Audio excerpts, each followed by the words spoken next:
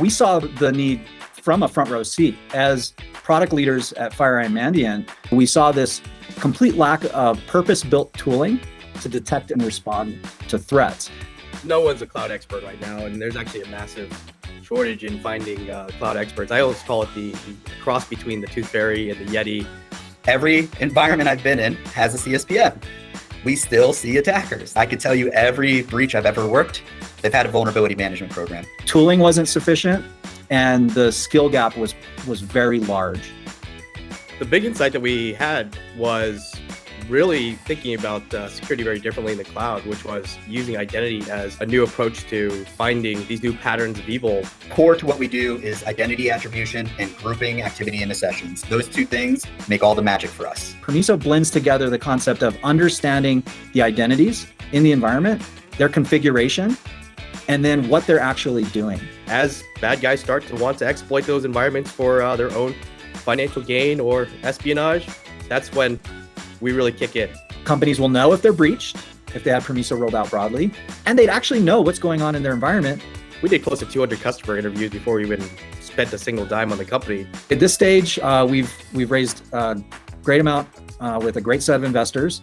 We have a great team, and we have a very approachable problem that we're able to solve based on 2.5 years of heavy engineering work. Finding evil, finding bad guys, and uncovering their tracks, and being able to expose everything that they did in the environment within a couple clicks in a couple seconds. For our demo here, we're going to walk you through a live incident that occurred at one of our clients. We've changed names to protect the innocent here, but you'll get to see a live version of us detecting evil and making that presentable in our product for our clients to triage. To effectively be able to find risky and malicious behavior in your environment, you need to understand the posture, both the static side and then the activity, the dynamic side of what an identity is performing.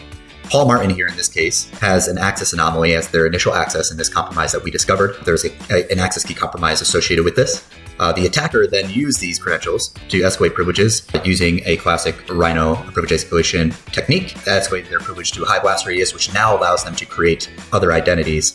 In this case, Paul Martin is going to create an identity named backup and then use that backup identity to steal a database snapshot, which is their mission in this particular incident. All day, every day, finding evil, getting creative about how we finding evil. That's all we care about, my whole team. That's how we measure success. It's how many bad people are we going to catch, and how are we going to help our customers do that?